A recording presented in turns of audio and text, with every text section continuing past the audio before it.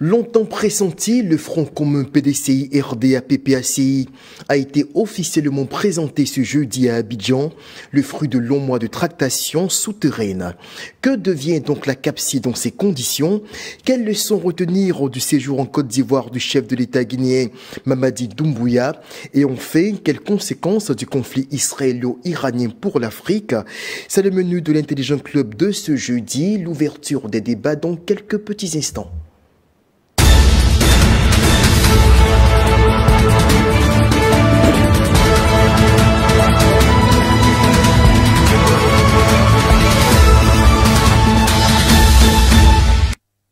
31 ans après le Front républicain, Laurent Gbagbo se retrouve dans une nouvelle alliance politique, cette fois avec le PDCI RDA, le Front commun. La coalition a été présentée ce jeudi en matinée lors d'une cérémonie officielle à Abidjan avec la prise de parole des leaders des deux formations politiques. On va les écouter. Tu enlèves le nom du président du PDCI. Tu enlèves le nom de Gbagbo Laurent. Tu enlèves le nom de Soro Guillaume. Et Akosi Benjo. Mais lui, il n'a pas la chance. Je sais pourquoi, mais et puis tu penses que les gens te regardent comment? À l'intérieur et à l'extérieur, on te regarde comment? Tu enlèves tous ces noms-là. On te regarde comment? C'est la démocratie, ça.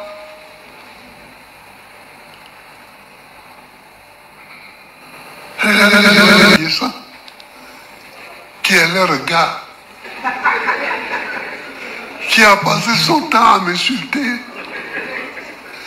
et qui est allé à la CPI témoigner contre moi.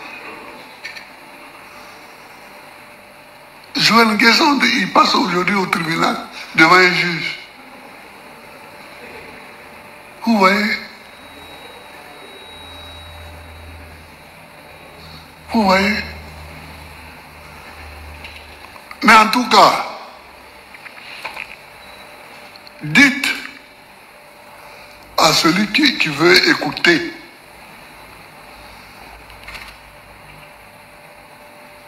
que je n'abandonnerai pas le combat contre le 4e mandat. Je tiens ici à tout particulièrement le patriotisme, la détermination, le courage, l'expérience et la sagesse de mon aîné le président Laurent Gbagbo. Je vous demande d'applaudir.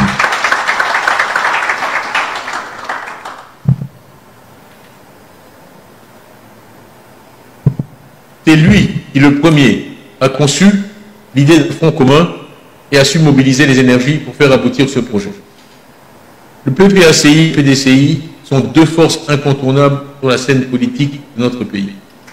Je veux saluer ici vos équipes qui, depuis des mois, ont travaillé d'arrache-pied pour créer ce front commun, avec une mention toute particulière pour le professeur Nanou Djedje et le vice-président Akosi Benjo. La volonté que nous exprimons aujourd'hui d'unir nos voix et nos forces pour que notre pays connaisse enfin une élection crédible, inclusive, qui conduise à ce que la volonté du peuple ivoirien, qui est aujourd'hui, nous le savons tous, le changement, l'alternance, pour que la volonté du peuple ivoirien, dis-je, s'exprime et soit respectée. Notre front commun, sous la direction éclairée du président Gbagbo, va agir sans relâche à partir de ce jour pour garantir une élection transparente, inclusive et crédible. Ce front que nous lançons aujourd'hui vise à préserver la cohésion nationale, la paix et la démocratie.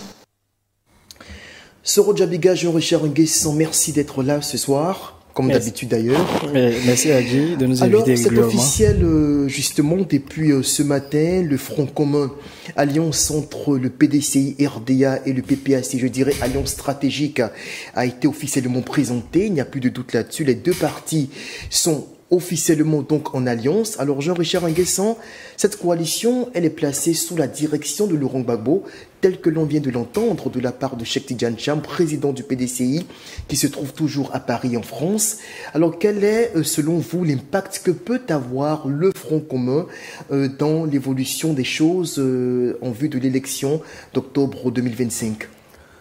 Ce qu'on retient, c'est que c'est un tournant assez important dans l'histoire politique de la Côte d'Ivoire parce que c'est deux partis qui, idéologiquement, sont opposés mais qui ont décidé de se mettre ensemble. On sait plus ou moins que les différents leaders, que ce soit le président Cham ou encore le président Laurent Gbagbo, on connaît leur réalité aujourd'hui vis-à-vis de la loi, vis-à-vis du fichier électoral, vis-à-vis du processus électoral. On sait leurs griefs. Et aujourd'hui, lorsqu'ils se mettent ensemble, c'est pour plus ou moins dénoncer l'attitude non seulement du pouvoir, et puis dénoncer le processus électoral. Maintenant, quel sera l'impact de ce front commun? On attend de voir. Est-ce que, à quelques mois des élections, puisqu'on connaît plus ou moins les griefs qu'ils ont, non seulement la révision de la liste électorale, l'audit de la CEI, du fichier électoral, la refonte de la commission électorale indépendante, est-ce qu'à quelques mois des élections, ces différentes considérations ou critiques qu'ils ont vis-à-vis du processus électoral vont être prises en compte par le pouvoir en place? On attend de voir, c'est là qu'on parlera véritablement de l'impact de ce front commun. Mais déjà, je pense que c'est un tournant assez important dans l'histoire de la Côte d'Ivoire. Soro Djabiga, la coalition est enfin née. On a longtemps supputé sur ce plateau autour d'une probable alliance entre le PDCI et le PPAC. Aujourd'hui, les choses sont faites. L'histoire vous a donné raison. Vous parliez d'un rapprochement stratégique qui était en train de s'opérer de façon souterraine. Et aujourd'hui, c'est chose faite. Alors là-dessus, est-ce que vous pensez que maintenant que c'est officiel, le Front commun peut-il véritablement peser dans l'évolution de l'attitude du pouvoir en place dans l'abordage du processus électoral? Oui, c'est une évidence. Nous avons trois grands partis qui sont opposés et deux partis décident de se mettre ensemble. Il est clair que le troisième parti sera mis en minorité. Quand on connaît la force de frappe, la force en minorité, mais il détient quand même les leviers du pouvoir d'État. Oui, mais personne, je dis bien personne dans le monde entier ne peut défier le peuple. On ne peut pas défier la démocratie. Mais le peuple, c'est qui? Après, le RHDP aussi a une partie du peuple avec lui. Oui, mais la majorité se trouve du côté de l'opposition, c'est indéniable. Même si on parle ici des calculs mathématiques, depuis l'élection de 2010 jusqu'à maintenant, les choses vont prouver que l'opposition... Mais est-ce que les élections locales précédentes de 2021 et 2023 n'ont pas démontré que le RHDP a la majorité au vu des sièges qu'il occupe au niveau de la à ce niveau-là, il faut nationale. rappeler que le RHDP a remporté plus de 123 municipalités. Et c'est ce que continue justement et 25 ces élections élus du parti au pouvoir. Ces élections dont vous parlez ont été contestées par l'opposition. Contesté, mais elle a quand même réussi à avoir 34 je viens, il se base sur des régions. chiffres, il se base sur des chiffres dont la crédibilité a été bottée en brèche, a été rejetée, a été contestée. Quand on regarde les découpages administratifs qui ont été faits après l'élection du président Alassane Ouattara, on comprend que ces découpages ont été faits pour favoriser l'implantation du RHDP sur plusieurs localités à l'intérieur, pour multiplier ses comités de base, pour multiplier ses bases sociologiques. Donc, on comprend que ces élections locales-là ont multiplié les postes de députation du RHDP. Donc, ne vous fondez pas sur ces élections. Alors, est-ce qu'à l'heure actuelle, Laurent Gbagbo, Cham, aujourd'hui, unis dans une même coalition, c'est vrai que ça avait été déjà tenté précédemment avec le président Henri Konan Bédié en 2021, au retour de Laurent Gbagbo d'exil. Alors là, aujourd'hui, le PDCI et le PPACI sont dans une alliance formelle. Concrètement, qu'est-ce que fait le RHDP aujourd'hui? C'est vrai, vous dites que l'opposition, en tout cas ces deux partis, ont une force de mobilisation supérieure d'après votre lecture au pouvoir en place, mais dans les faits, en quoi est-ce que leurs revendications peuvent influer l'attitude du pouvoir en place, d'autant plus que l'on sait, la CEI ne fait que le rappeler, le délai pour l'exécution d'une nouvelle RLE est carrément dépassé. Il faudra attendre après l'élection présidentielle. Il y a donc très peu de chances pour que les demandes de ces différents leaders puissent aboutir. Tout va se jouer dans le rapport de force. Je l'ai dit tout à l'heure, quand on a trois entités qui se combattent et que deux entités majeures se mettent ensemble, c'est dit que l'autre entité sera forcément mise en difficulté. C'est vrai qu'aujourd'hui, le RHDP est le parti au pouvoir. Le RHDP détient tous les leviers, l'appareil judiciaire, l'armée et tout ce qu'on peut imaginer. Mais il y a un élément qui est puissant. Que après, on dit de l'armée et de la justice qu'elles sont indépendantes. Oui, on dit voilà. Donc, je voulais dire tout à l'heure qu'il y a un élément qui est clair, qu'il ne faut pas négliger, c'est le peuple. Lorsque le peuple se mobilise, il est difficile de lui tenir tête. Et l'histoire a démontré dans bien des pays dans le monde entier que lorsque le peuple décide de se mobiliser, les choses vont vraiment très rapidement. Vous comprenez? Le PDCI et le PPACI ont des histoires. Chacun de son côté a impacté la Côte d'Ivoire de par ses leaders d'abord qui les incarnent. On prend le cas de Laurent Gbagbo. Depuis le début de l'année 2025 jusqu'à maintenant, Laurent Gbagbo n'a cessé de mobiliser toutes les bases qu'il a visitées avec les différents concepts qu'il a initiés. Il a initié le Kokoko. Après, nous avons eu le mouvement Trop c'est trop qui est venu dernièrement. Absolument. Avant ça, il a lancé. Qui fédère justement avant ça, il a lancé l'appel de Beaunois. Et tous ces concepts ont connu l'adhésion de plusieurs structures, de plusieurs entités.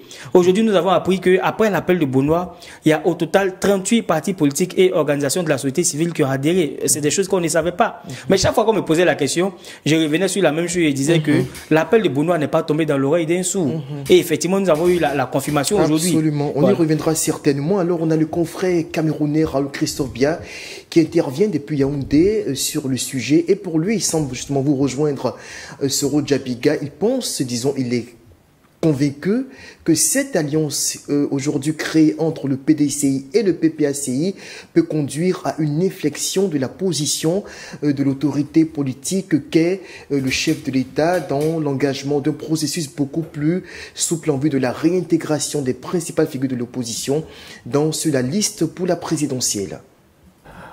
Bonsoir Raymond Adi et bonsoir à tout le panel. Alors, il est vrai que l'actualité politique ivoirienne intéresse de plus en plus toute l'Afrique. Vous savez qu'il y a une grande échéance électorale présidentielle qui arrive je crois chez vous, c'est en octobre prochain, octobre ou septembre. Peut-être je peux me tromper de mois. Toujours est-il que après l'élimination, c'est comme ça que nous on l'a perçu depuis l'Afrique centrale, de Laurent Gbagbo, du PPACI et de Tidiane Thiam du PDCI, on s'est dit, qui donc pour affronter le candidat du RHDP d'Alassane Ouattara? Si tout porte à croire que le président sortant, son Excellence Alassane Ouattara, sera candidat à sa propre succession, qui pour le challenger? Ça, c'est la question. Donc, à partir du moment où les deux poids lourds de l'opposition qui auraient pu faire office d'épouvantail, entre guillemets, à la candidature d'Alassane Ouattara, ont été écartés, selon le Conseil électoral. On peut donc se poser la question de savoir qui donc face à Ouattara. Et donc la rencontre, puisqu'il s'agit de ça, entre ces deux poids lourds, ces deux partis, aujourd'hui suscite donc de l'espoir au sein de l'opposition. Cette opposition dont on qualifie de moribonde, peut-être parce qu'elle n'ayant pas suffisamment d'armes pour renverser l'orgue RHDP, on s'est dit, si Gbagbo et Tidiane Thiam s'unissent et qu'ils proposent un candidat qui fera le consensus de l'opposition, cela peut sérieusement inquiéter le RHDP et peut de nouveau relancer le jeu politique et intéresser les observateurs de l'extérieur que nous sommes. Et donc cette rencontre aujourd'hui suscite de l'espoir au niveau de l'opposition ivoirienne. Maintenant, vous dites qu'il y a la plateforme, comme disait Tidiane Thiam du PDCI, qui n'a pas été associée à cette rencontre. Attendons de voir. Moi, je m'éviterai de tirer des conclusions actives par rapport à cela. C'est une première rencontre entre Laurent Gbagbo et Tidiane Thiam. Il faut que les deux hommes se parlent. Il faut qu'on nous dise ce qui ressort de cette concertation politique de haut niveau. Est-ce que les deux partis se mettent ensemble pour trouver un consensus et présenter un candidat unique de l'opposition en associant d'autres forces de l'opposition? Ça, il faudra le savoir. Mais toujours est-il que dans une analyse beaucoup plus directe, c'est une très bonne chose que Gbagbo et Tidiane Thiam se mettent ensemble. On peut les appeler les deux rejetés, les deux déboutés, peu importe l'expression que vous donnerez. Toujours est-il que les deux se doivent aujourd'hui s'unir pour tenter de renverser le RHDP du président Ouattara. Donc, cette rencontre, de mon point de vue, est une aubaine pour l'opposition. À l'opposition maintenant de saisir la balle au bon et de se dire, c'est peut-être l'occasion ou jamais d'avoir un candidat capable d'aller titiller, capable d'aller inquiéter le RHDP. Il ne faudrait pas qu'à la dernière minute, qu'on en a vu comme ça partout en Afrique, l'opposition qui se met ensemble et puis à la dernière minute, on ne sait pas trop comment ça se passe. Raoul Christophe qui nous a devancé sur certains points, candidature unique, mais surtout la position qu'occupe aujourd'hui la CAPSI, la coalition pour une alternance pacifique qui jusqu'à présent évoluait sous la coupole du PDCI, donc du Tcham, qui visiblement n'a pas été associé. Je précise qu'avant l'émission, nous avons pu avoir l'un des cadres du mouvement, en l'occurrence Paul Agobli, qui nous a clairement indiqué et qui assume que la CAPSI n'a pas été associée à la formation de cette alliance stratégique entre le PDCI et le PPACI. Jean-Rocher Nguessan, quelle est votre lecture de la trajectoire qu'emprunte déjà le Front commun? Vous savez, cela démontre encore les mésententes qu'il y a dans l'opposition ivoirienne. Vous savez, Laurent Gbagbo, lorsqu'il revenait en Côte d'Ivoire après son acquittement en 2019, il avouait à qui voulait l'entendre qu'il n'était pas là pour rassembler la gauche ivoirienne. Et on se rappelle aussi que le président Tidjane Tcham avait fustigé. C'est vrai que certaines personnes estiment qu'il ne parlait pas forcément du président Laurent Gbagbo, mais il avait dit, et je cite, qu'il n'a pas envie de mettre un serpent dans son pantalon. Après, il y a eu des propos ou encore des attitudes de part et d'autre qui montraient plus ou moins que cette position n'était pas assez réconciliée ou ne partait pas sur la même longueur d'onde. On sait que la CAPSI est une idée plus ou moins de Simon Gbagbo. Ensuite, Tidjane Tcham, qui est le président du PDC-RDA, en a assumé le leadership. Et le parti le plus significatif. Effectivement. Alors qu'on sait aujourd'hui la mésentente qu'il existe entre le président Laurent Gbagbo et Simon Gbagbo. Mais justement, cela... je vais vous demander qu'est-ce qui a bien pu faciliter, sinon motiver ce rapprochement entre ces deux grands partis. Vous le soulignez à l'instant, il y a eu un moment de distanciation après la mort du président Henri Konan Bédié, qui était dans une sorte de velléité d'alliance avec Laurent Gbagbo. Quand il part, Tcham reprend l'appareil politique du PDCI. Rien de concret ne se fait. Il y a une sorte d'éloignement justement entre le PDCI et le PPACI. Aujourd'hui, l'alliance est formelle, visiblement mieux consolidée qu'au temps d'Henri Konan Bédié. Mais qu'est-ce qui est à l'origine de ce rapprochement-là? Raoul Christophe Dia l'a bien signifié, deux personnalités qui aujourd'hui sont rejetées de la liste électorale, qui dénoncent le processus électoral, qui dénoncent l'attitude du parti au pouvoir. Au regard de ces différentes situations, ils ont décidé de se mettre ensemble. Après, le président Tidjane Tcham portait déjà une coalition.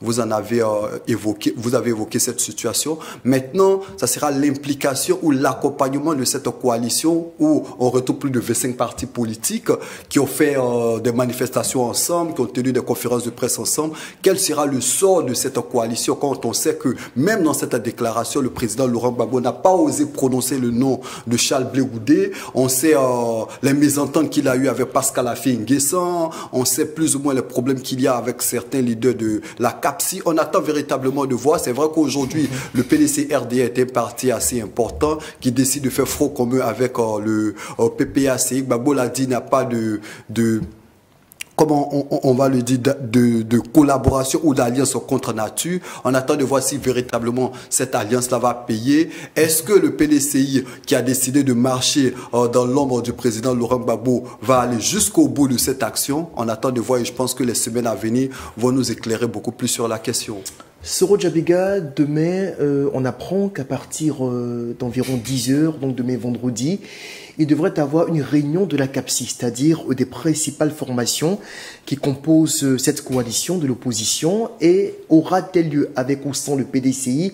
À l'heure où nous sommes, nous ne pouvons pas l'attester puisque nos sources à l'intérieur du mouvement elles-mêmes ne sont pas situées sur la participation ou non de l'ancien parti au pouvoir. Toujours est-il que à la CAPSI, on estime, ne pas avoir été associé, et on semble s'inquiéter de l'allant des choses aujourd'hui avec cette coalition parallèle qui naît entre le PDCI et le PPACI, d'autant plus que l'on sait la rancœur que semble garder Laurent Gbagbo à l'endroit de Charles Blé Goudé, dont il a encore évité de prononcer le nom lors de son intervention aujourd'hui.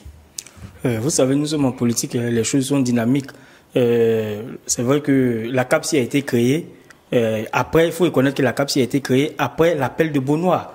Et tout le monde dans l'opinion a interprété de diverses manières.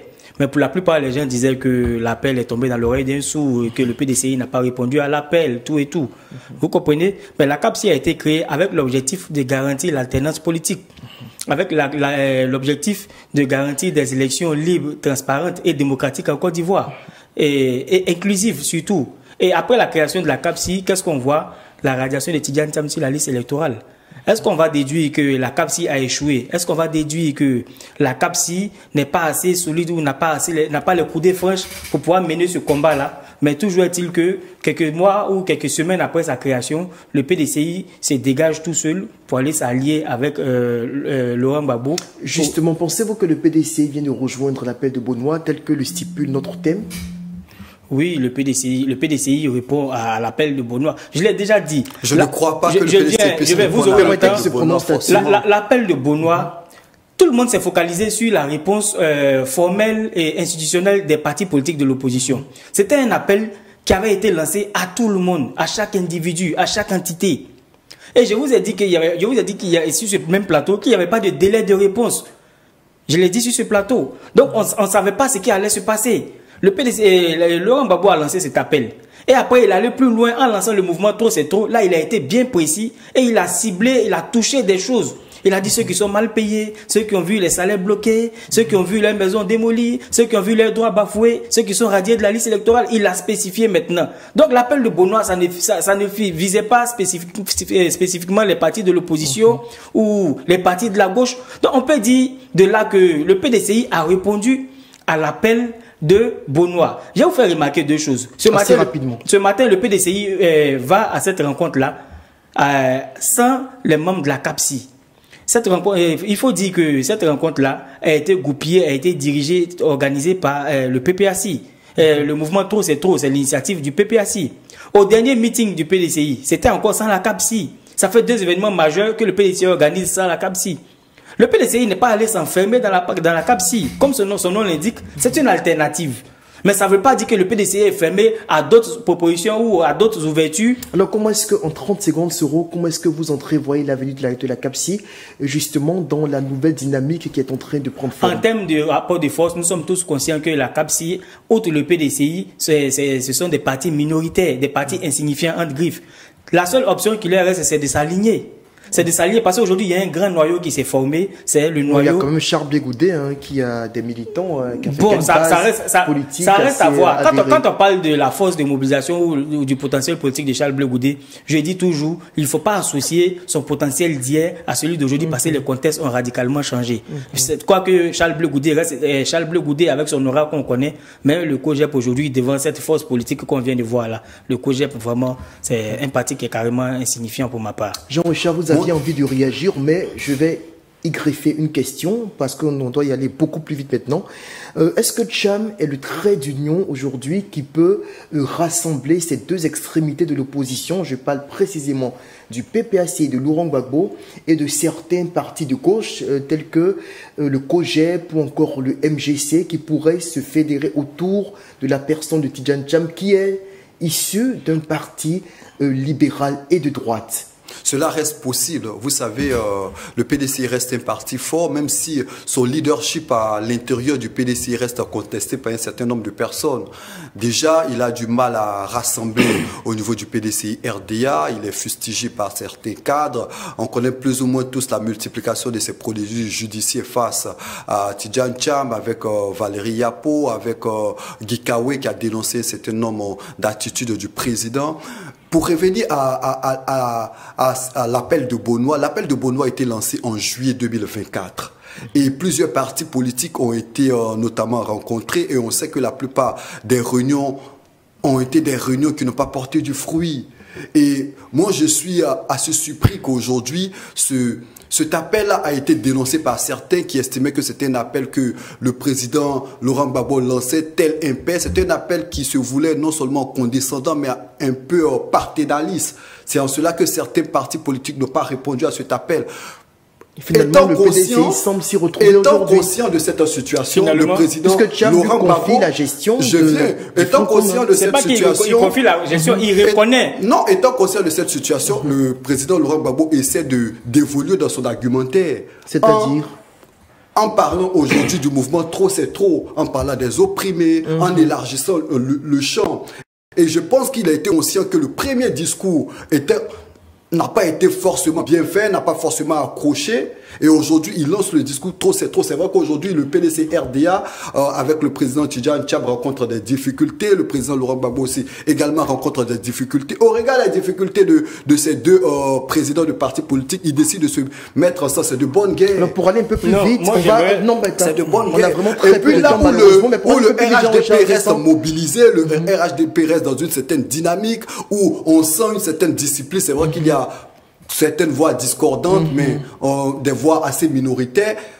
Face à un RHDP qui reste mobilisé, l'opposition n'a pas d'autre choix justement que de se mettre ensemble. Alors justement là-dessus, en 30 secondes, est-ce que vous pensez que Tidjane Thiam peut rapprocher les ennemis d'hier? Oui, cela reste possible. Cela reste possible. C'est vrai que le président Laurent Gbagbo, depuis son retour, on sent qu'il reste ferme sur sa position. Il n'ose même pas prononcer le nom de Charles Blé Goudé. Il n'ose même pas rencontrer son ex-épouse Simone Gbagbo. Est-ce que le président Tidjane Thiam aura cette force-là d'amener les partis politiques, plus de 25 partis membres de la CAPSI, vers ce front commun? On attend de voir. Ils ont réconcilié Laurent Gbagbo avec sa propre famille politique, avec qui... Ah oui, on attend c'est quand même paradoxal que ce soit le PDC-RDA qui semble reconstituer le FPI d'hier qui lui a fait subir suffisamment de misère durant les années 90. Soro Djabiga, je vous laisse la parole pour entamer le second sujet, puisqu'on va maintenant revenir sur le séjour en Côte d'Ivoire du chef de l'État guinéen Mamadi Doumbouya, qui a effectué une visite dans notre pays et il a salué l'exemplarité de la Côte d'Ivoire en termes de stabilité politique et économique. Alors, vous aviez envie de réagir, justement, à Jean Richard, vous allez peut-être enchaîner, mais assez rapidement. Et la première question que je vous poserai, c'est la suivante. Est-ce qu'aujourd'hui, la Guinée, j'ai envie de dire la Guinée-Conakry, mais le confrère il m'a rattrapé pour me dire que non, on parle plutôt de République de Guinée ou de Guinée tout court. Alors, est-ce que la Guinée tente de se démarquer justement des autres pays de l'AES, puisque ici nous nous intéressons aux leçons à tirer de ce séjour dans notre pays de Mamadi Doumbouya? D'accord, je commence d'abord par une réponse brièvement. Souvenez-vous que vous avez 2 minutes pour rebondir sur cette sujet. En fait, moi j'aimerais faire savoir à Jean Richard que l'initiative de se mettre ensemble et signer une déclaration commune n'est pas liée forcément à leur exclusion commune de la liste électorale.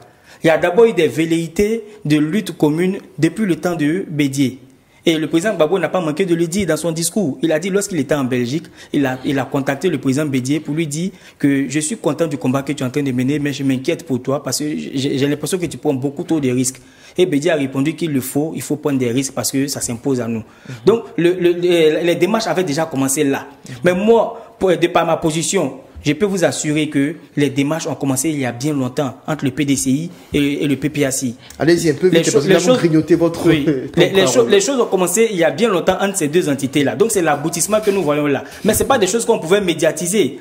Il fallait consolider les deux alliances, il fallait s'entendre sur un certain nombre de choses. Et aujourd'hui, je peux vous dire que cette alliance-là a un grand chemin à faire à Côte d'Ivoire. Cette alliance va beaucoup impacter l'histoire de la Côte d'Ivoire parce qu'ils ont préparé, ils ont assuré les bases d'abord de l'alliance avant de venir faire la signature comme on l'a vu. Donc ne pensez pas que c'est parce qu'ils sont forcément radiés de la liste électorale que ça s'impose à eux qu'il faut se mettre ensemble. Non, ça a été déjà pensé par le président Bédié et le président Gbagbo il y a bien longtemps. Alors, est-ce que Mamadi Doumbouya, là, on change carrément de sujet? Oui. On vous ramène la balle au centre. Est-ce que Mamadi Doumbouya aujourd'hui cherche à arborer l'image du chef d'État putschiste, puisqu'il est, en attendant qu'il soit formellement élu dans des conditions démocratiques, qui veut se démarquer de ses pairs putschistes également de l'AES? Oui, comme je le dis, c'est une réelle politique qui vient de faire, une réelle politique assumée. Parce que nous savons tous que le régime en Guinée est un régime militaire. En Côte d'Ivoire, c'est un pouvoir politique démocratiquement élu. Vous comprenez? 30 à 40 secondes. Voilà. Donc aujourd'hui, faire le déplacement depuis la Guinée jusqu'en Côte d'Ivoire et venir échanger avec le président sur plusieurs questions, notamment les questions économiques, les questions sécuritaires, les questions politiques, c'est dire qu'il essaie de se départir de cette casquette de putschiste pour aujourd'hui se conformer aux règles nationales et aux règles aussi de la sous-région de la CEDEAO. Comme j'ai parlé des réels politiques, parce qu'on sent qu'ils sont en train de privilégier des intérêts, au mépris même des idéologies politiques ou des considérations sous-régionales que nous connaissons. Donc je pense qu'il essaie effectivement de se départir, voilà, de ce groupe de putschistes-là pour pouvoir, voilà, se repositionner avec une autre casquette. Jean-Richard Nguessan, votre position là-dessus? Moi, au-delà des questions politiques qui ont été relayées par la presse, non seulement nationale et internationale, on note qu'il y a eu des accords qui ont été signés, notamment il y a plusieurs accords stratégiques, fourniture mensuelle de produits pétroliers. Vous savez qu'il y a eu une explosion du dépôt de carburant. J'allais justement vous poser la question en second lieu, mais là d'abord vous demandez par rapport, comment est-ce que d'abord vous interprétez cette démarche de Doumbouya? Il vient en Côte d'Ivoire, il est le seul parmi les 3 premiers auteurs de coups d'État de ces dernières années à coopérer avec la CEDEAO. Il vient en Côte d'Ivoire, il semble être assez conformiste, même s'il collabore toujours avec les pays de l'Interland. Et il semble se tenir quand même à distance de ces pays-là. Est-ce que c'est une manière pour lui peut-être de dire ou d'envoyer peut-être un message fort à l'extérieur pour dire « Nous avons des relations communes, certes, mais au-delà, moi, je préfère justement me départir du paradigme que ces derniers-là incarnent. » Ah oui, vous savez, c'est quoi qu'on dise, il est critiqué en Guinée par non seulement la société civile, on en parlait hier, il est critiqué par les partis politiques, il est critiqué par plusieurs organisations telles que Amnesty International, mais c'est quelqu'un qui a toujours eu vis-à-vis de la CEDEAO, encore de l'Union africaine, un discours assez courtois, un discours assez poli, un discours assez policé, bien au contraire des dirigeants de l'AES qu'on connaît. Et on le sait, il a visité plusieurs pays, on se rappelle qu'il était au Gabon, il était au Rwanda, il a visité plusieurs chefs d'État. C'était un balai diplomatique qui vise à redorer non seulement son blason, mais repositionner la Guinée. On sait que la Guinée traverse plusieurs difficultés économiques aujourd'hui. Et puis à côté de cela, il se donne une posture de chef d'État, puisque incontestablement il sera candidat aux prochaines élections. Et déjà là, il commence à se positionner. Et puis vous savez, la Côte d'Ivoire est le voisin immédiat. C'est un pays assez fort, assez puissant au regard de sa capacité au niveau de l'UEMOA. Donc il s'est dit qu'il est important. Je vous laisse justement rebondir sur la prochaine question, à savoir, est-ce que c'est un rapprochement stratégique qui est amorcé par Doumbouya sur le plan économique? Parce que là, je rappelle que quand il est venu en Côte d'Ivoire, il a clairement évoqué la question du renforcement de la coopération, notamment dans les domaines des mines, de l'énergie, du transport, ainsi que la réalisation de certains projets d'infrastructures stratégiques en vue justement de développer davantage son pays.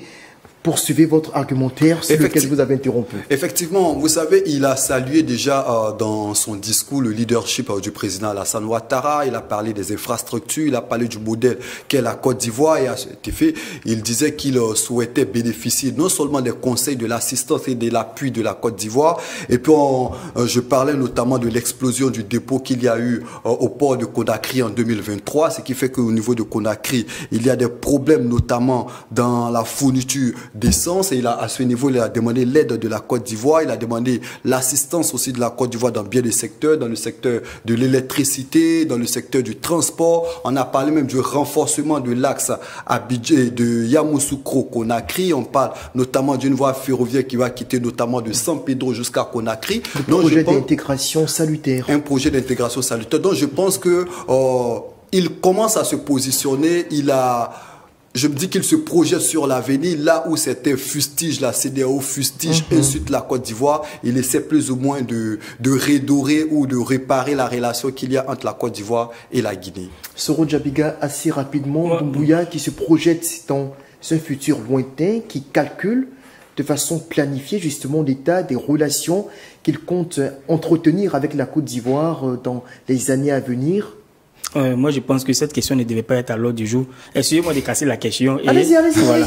Parce que nous sommes tous conscients qu'il a opéré un coup d'État pour pouvoir se positionner à la tête du pays. Il ne faudrait pas que cela devienne un artifice pour certains officiers ou certains militaires, c'est-à-dire faire des coups d'État, devenir tout gentil avec les communautés régionales et sous-régionales et venir réorganiser des élections, se déshabiller, se vêtir en costume civil et revenir se présenter pour gagner des élections. Ça a été le cas au Gabon, nous avons tous acclamé cela et c'est en train de se passer sous nos yeux ici en Guinée. Ne soyons pas surpris que les autres présidents que nous qualifions généralement de putschistes fassent la même chose. Si on a accepté la même chose avec le Gabon, on dira que le Gabon ne fait pas partie de la sous-région ouest-africaine. Si on accepte la même chose avec la Guinée, pourquoi on va refuser cela avec les pays de l'AES? Mais ils ont le mérite d'organiser des élections démocratiques, c'est ce que tout le monde appelle. Non, il faut faire attention, faut pas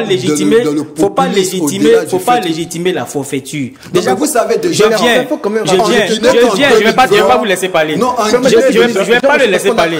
Vous savez déjà qu'on dénonce dans la plupart de ces pays de la sous-région là, ces coups d'État sont venus parce qu'il y avait des dirigeants qui étaient là et qui tentaient de modifier leur constitution pour s'éterniser au pouvoir. Et pour mettre de l'eau à votre, merci camarade. De l'eau à votre moulin, chacun de ces putschistes, en prenant le pouvoir d'État, s'est clairement déclaré non intéressé par l'exercice du pouvoir. Bien sûr, vous voyez cette arnaque. Que ce soit au Burkina Faso, au Mali, au Niger, même en Guinée. Et aujourd'hui, on sent que ce monsieur... au Gabon aussi. Oui, on sent que ce monsieur aujourd'hui veut organiser des élections et revenir se positionner démocratiquement. Dans une perspective sur le long terme. Sur le long terme. Et moi, je n'entends pas les choses de cette façon et je suis désolé, c'est un peu gênant. Et au Tchad également, voilà encore un militaire qui est assis, qui continue de s'auto-grader. Son père même était encore militaire. Après 60 ans d'indépendance, voire 65 ans pour d'autres pays, l'Afrique continue encore de traîner dans ce genre de bassesses-là. C'est grave. À quel moment nous allons évoluer?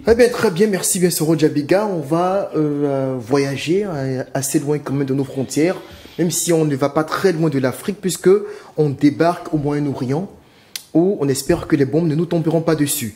Alors là, tension Iran-Israël, quelles conséquences pour l'Afrique? C'est notre troisième et dernier sujet de cette émission. Tout de suite, Jean-Richard Nguessan, est-ce que les États africains se trouvent dans une position assez délicate vis-à-vis de ce conflit, puisque d'une part, Israël est un partenaire clé en matière de transfert de technologie, et d'autre part, l'Iran qui est aussi un partenaire important sur le plan économique. Vous savez, la position de l'Afrique reste mitigée face à cette situation. On se rappelle que l'Afrique du Sud... 11 pays africains, juste à titre de rappel, excusez-moi, ont appelé à des négociations entre les deux belligérants. Effectivement, vous savez... Ils sont très peu nombreux, ces pays africains qui osent fustiger l'attitude d'Israël. C'est vrai qu'on a vu l'Afrique du Sud qui a dénoncé le comportement d'Israël lorsqu'il y avait les bombardements dans la bande de Gaza. Mais aujourd'hui, face à cette situation, il est important pour l'Afrique de se prononcer. Nous ne sommes pas en dehors du monde. Mais malheureusement, face à nos réalités, face à notre quotidien, il est très difficile pour l'Afrique d'avoir une voix qui porte dans ce conflit qui, bien souvent, cristallise non seulement l'intérêt des États-Unis, de la Russie. Aujourd'hui, les voix des présidents africains peinent à être audibles et c'est bien dommage. Je pense que l'Afrique gagnerait à marquer beaucoup plus son intérêt ou à s'exprimer davantage face à ce type de situation. Mais malheureusement, l'Afrique s'exprime très peu lorsqu'il y a de pareille situation et je pense que nos chefs d'État gagneront aussi à s'exprimer puisque lorsqu'il y a des situations en Afrique, on attend très souvent les pays occidentaux qui s'expriment, qui condamnent, mais en Afrique, lorsqu'il y a des situations, malheureusement, on n'ose pas parler. Soro Djabiga, quelles conséquences économiques pour nos pays au cas où la situation venait à dégénérer dans le conflit au Moyen-Orient? Vous évoquez des conséquences économiques. Moi, je vais aller plus loin. Je vais parler du choc énergétique et des pressions diplomatiques. Voilà, vous savez que bien qu'éloignée du Moyen-Orient, l'Afrique est effectivement touchée ou pourrait être effectivement touchée par cette guerre qui oppose aujourd'hui. La flambée des prix du brut, par exemple. Par exemple, avec la flambée du prix du carburant. Parce que verrouillé par l'Iran. Voilà, il faut dire que nos pays africains, notamment dans la sous-région, nous sommes fortement dépendants du carburant qui vient du Moyen-Orient. Donc aujourd'hui, avec cette guerre-là, il serait difficile pour nous de nous approvisionner. Et même si on arrive à s'approvisionner, il est clair que les prix vont connaître une certaine flambée. Parce que s'il y a crise au niveau mondial, c'est clair que l'Afrique sera durement impactée. Durement impactée. Nous avons vu déjà la crise avec l'Ukraine et la Russie, avec le manque de blé, le manque d'engrais que nous avons connu, c'était un peu compliqué. On a frôlé la crise alimentaire. Avant ça, il y a eu la Covid-19, c'était encore compliqué. J'ai l'impression que chaque 5 ans ou chaque 3 ans, on replonge dans des crises internationales qui contribuent à rendre vraiment difficiles nos conditions de vie. J'ai parlé des pressions diplomatiques parce qu'il faut noter que certains pays africains sont liés à l'un ou l'autre camp par des partenariats économiques, religieux ou militaires.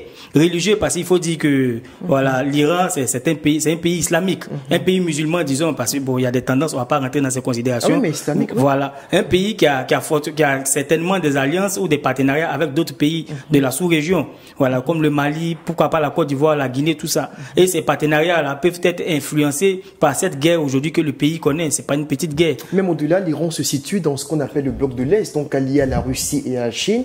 Voilà, et on voit clairement bien entendu. au niveau de l'AES, on semble plutôt favorable à la cause iranienne. Oui, plus globalement, c'est ce qu'on voit, c'est ce qu'on entend sur les réseaux sociaux. De plus en plus, les ressortissants de l'AES manifestent leur soutien à l'endroit de l'Iran.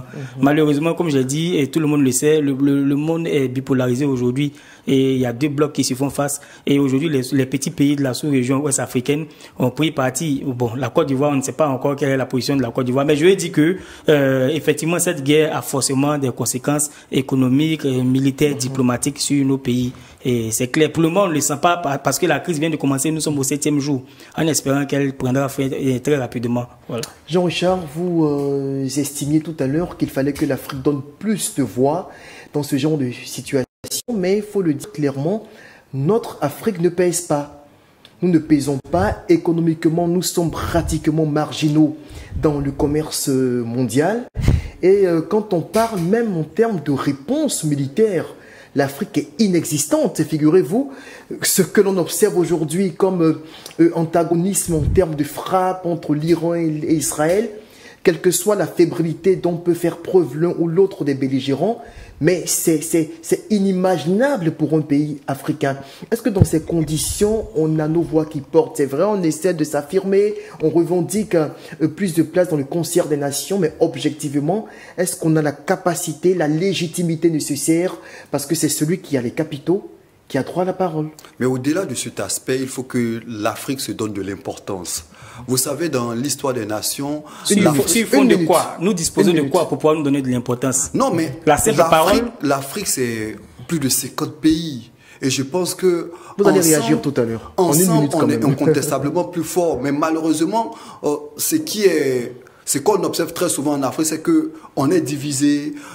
Vous observez même avec la situation de l'AES, au niveau de la CEDEAO, qui peine à résoudre ce problème, au niveau de l'Union africaine, qui peine à avoir une certaine emprise ou à impacter certaines situations dans un certain nombre de pays. Au regard de ces situations-là, c'est très important. Même l'Union africaine ne peut même pas influer sur les propres problèmes de l'Afrique. En interne, c'est pas à l'extérieur qu'on va se faire entendre. C'est à ce niveau-là qu'il y a un problème. Et aujourd'hui, il faut que l'Afrique démontre plus sa présence sur l'échiquier international. Soro Djabiga, je vous laisse réagir parce que là, vous disiez, vous retorquez à Jean-Richard. Sur la base de quoi? Jean-Richard le rappelle, même nos propres instances en interne ne sont même pas audibles par les gouvernements africains. Ah oui. Nos propres instances dépendent financièrement de l'aide extérieure. Nos organisations sous-régionales dépendent des financements extérieurs. Lorsqu'on veut mener une opération militaire à l'intérieur du continent, nous sommes obligés de les consulter. On cherche les fonds en France, aux États-Unis, partout.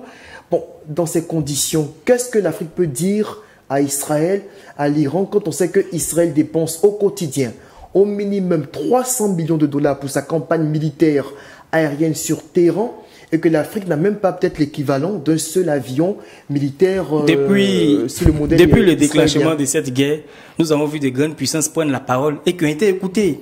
Quand la Chine parle, on l'écoute. Parce que c'est l'une des 2 ou 3 même encore difficilement. Oui, mais difficilement. Alors que c'est l'une des plus grandes puissances économiques et militaires vient de se voir écarté. Quand Poutine prend la parole également, il est un peu écouté relativement. Même si on l'écarte. Donald Trump prend la parole, il réagit. le président Macron réagit. Parce que ces puissances ont soit l'arme atomique, ou ce sont des puissances économiques, je ne sais pas. Mais même en la Afrique, France est marginalisée. Aujourd'hui, en Afrique, dans la sous-région, vous pouvez me dire combien de pays combien de pays disposent de la bombe atomique. Vous savez, on considère ces éléments-là pour pouvoir vous donner du poids à l'international. Quand vous voulez prendre la parole, on vous demande qu'est-ce que vous avez. Vous disposez de quoi pour pouvoir prendre la parole dans le Conseil des Nations ou dans la crème des grandes puissances internationales. Qu'est-ce que la Côte d'Ivoire peut dire? Le budget de la bombe atomique dépasse même le budget de certains pays. Qu'est-ce qu'on peut dire? Non, on ne peut pas, c'est une réalité. Vous avez évoqué quelque chose qui est réel. Nous savons que nous sommes des petites nations qui sont en train d'émerger. Ce qui est bien pour nous, ce qu'il faut pour nous, c'est de se mettre ensemble. Ensemble, on pourra favoriser le panafricanisme vrai et multiplier l'interconnexion au plan commercial, au plan économique et favoriser, pourquoi pas, notre éclosion. Sinon, dans ces conditions-là, on ne sera jamais respecté. Nous sommes interdépendants. Nous sommes dépendants, tributaires des ressources naturelles de ces pays-là. Nous sommes tributaires de leur financement. Même de leurs produits, on ne peut même pas fabriquer ici des véhicules, des télévisions, des téléphones portables, même des aiguilles. On importe pas mal de choses. Pourquoi vous pouvez m'expliquer pourquoi ils vont nous écouter? Vous savez, l'organisation de l'unité africaine qui s'est mise en UA est l'une des plus vieilles organisations. Et je pense que cette organisation-là doit se donner les moyens de s'exprimer dans les conflits à l'international. Et si aujourd'hui l'Union africaine peine à s'exprimer, à avoir une voix qui porte, c'est qu'on a tous échoué. Et c'est bien dommage. Mais c'est clair qu'on a échoué, c'est un constat, c'est malheureux de le dire, mais c'est la vérité. Sur ce, Jean-Richard Nguessan, vous savez ce que vous avez à faire, notre revue de presse que nous dit la presse ivoirienne ce jeudi 19 juin 2025. Merci. Ouvrons cette revue de presse comme de coutume avec l'intelligent d'Abidjan qui revient sur l'interview de Amédée Kofi Kwaku qui est le président du comité d'organisation du congrès.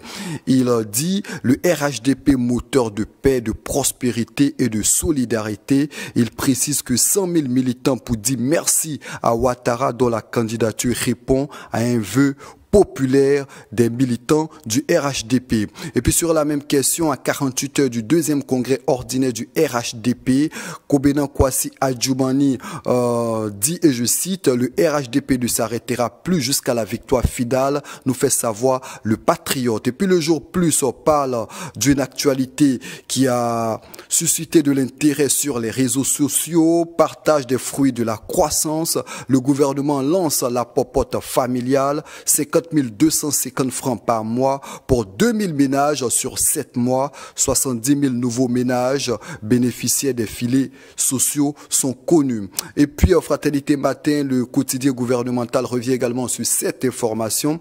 Réduction de la pauvreté popote familiale pour soulager les ménages vulnérables. Et puis, l'actualité politique à quelques mois des élections est à la une de l'Avenir qui parle de dénigrement systématique du RHDP fake news, l'opposition se décrédibilise aux yeux des Ivoiriens.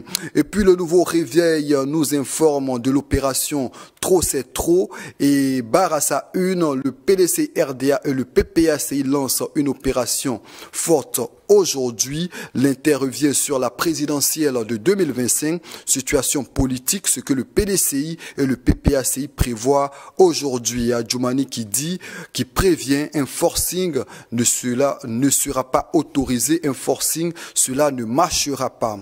Et puis, Soir Info revient sur les événements qui ont émaillé la ville de Bouaké, notamment la prison civile, des gardes pénitentiaires arrêtés à l'issue de ces événements. Et puis, Super Sport nous informe de transfert, notamment l'Esco d'Angers avec Yaya Fofana qui est en route pour la Série A. Rappelons que Yaya Fofana, c'est l'international ivoirien, le portier des éléphants de Côte d'Ivoire. Et puis l'Africa Sport sera en assemblée générale ordinaire. Et Super Sport nous fait savoir que l'ordre du jour divise bon nombre de membres associés. Et puis terminons au Cameroun où Etofis suspend Jérémy Djitap pour 5 ans. Jabiga, 2 minutes pour réagir et sur les titres développés par Jean-Richard, mais également sur ce que vous aviez envie de nous sortir hier comme carton. Bon, déjà, ici, ce que Jean-Richard a dit aujourd'hui, c'est au niveau du partage des fruits de la croissance. Je trouve que le mot est un peu trop fort quand même. Quand on partage, quand on distribue 50 000 francs à 2000 ménages en Côte d'Ivoire, alors que nous savons que nous sommes 30 millions d'habitants. Et on parle de la répartition équitable des fruits de la croissance. Faut faire attention aux mots que... Cela qui voit 100 millions de francs CFA. Vraiment. Faire attention aux mots que nous prononçons, parce qu'on ne s'adresse pas à des ignares. La Côte d'Ivoire est quand même un pays à fort taux de personnes intellectuelles, de personnes scolarisées. Et moi, je pense que c'est même insulter même les consciences collectives des Ivoiriens. Après 15 ans de gestion, quand on se retrouve aujourd'hui à donner des popotes à des ménages, des popotes. Il vous reste une minute. C'est indignant. Je trouve que c'est indignant pour des pères de famille que nous sommes. Je pars au travail. Quand je reviens le soir, ma femme me dit que le gouvernement a donné le prix de la popote. Mais vous savez que dans les pays non, développés, c'est mon temps de parole. C'est mon temps de parole. La pauvreté existe. C'est mon temps de parole. C'est mon temps de parole. Laissez-moi faire sortir mes 14. C'est vous qui avez sorti cela. Il fallait corroborer cela dans vos déclarations. Je pars au travail et quand je rentre le soir, ma femme me dit que le gouvernement a donné le prix de la popote. Est-ce que après 15 ans de gestion, ce n'est pas un aveu d'échec? Est-ce qu'on a créé suffisamment d'emplois pour permettre aux jeunes d'avoir du travail et aider leurs familles? Est-ce qu'on a relevé véritablement le SMIC pour permettre aux Ivoiriens d'avoir accès à des salaires assez consistants pour vivre dignement et ne pas recourir à cela? C'est un sujet très important, même si je me limite à celui-là, je serai satisfait, je serai fier de dormir ce soir-là. Voilà. Donc je pense que c'est un peu humiliant. Non seulement 50 000 francs, c'est très peu, et de deux, le gouvernement depuis l'an passé avait annoncé 1 milliard pour la jeunesse, 1 milliard par jour. Même si on se limite avec ces 1 milliard là par jour, je vous jure qu'on aurait pu atteindre un très bon résultat et on aurait vraiment évité 1 milliard reconverti en projet. Quel projet? Quel projet? Est-ce qu'on a vu ces projets universitaires? Quelle université? Est-ce que les 1 milliard qu'on avait prévu par jour pour des jeunes là, c'est ce qui devait être prévu pour construire des universités? Non, mais non. Je vous donne seulement 20 secondes malheureusement. Quand il réagit, je réagis aussi. Je voulais rappeler à Soro qu'il faut saluer cette popote familiale. Le mot même me dérange, popote familiale. Qui en dépit de tout ce qu'il peut raconter, aura le mérite de soulager près de 70 000 ménages. 70 000 nouveaux ménages. C'est quelque chose qu'il faut saluer. On dit 2000 familles. Moi, je tiens à informer que 2000 familles seront soulagées sur 7 mois, mais déjà, c'était plus de 70 000 ménages qui étaient soulagés par les filets sociaux. Donc, 37 000 par trimestre. Je pense que c'est une continuité. 37 000 francs par trimestre. Arrêtez d'humilier nos parents. Au-delà de cet aspect, loin de moi l'idée de forcément défendre ce projet, mais les allocations familiales existent dans bon nombre de pays à travers le monde. Mais là, c'est complètement différent. Oui, mais lorsque vous partez même dans des pays développés, il y a l'État. Est-ce que vous estimez la valeur des allocations qu'on donne à l'extérieur? Est-ce que vous connaissez la valeur? Les gens vivent dignement avec. Les allocations familiales, les gens vivent dignement. Ils payent même les loyers avec. Soro Diabiga, on met un terme au débat. Merci bien de votre contribution. On sent que le sujet vous passionne. On ne salue pas cela. Merci beaucoup. Vous dénoncez la pauvreté aujourd'hui, une initiative qui vise à... On se retrouve demain pour un autre numéro de l'Intelligent Club. Peut-être que ce sujet reviendra de façon beaucoup plus formelle dans nos débats, mais entre-temps, on est contraint de se séparer compte tenu de l'horloge qui ne joue pas en notre faveur. On va se dire au revoir et à demain, vendredi.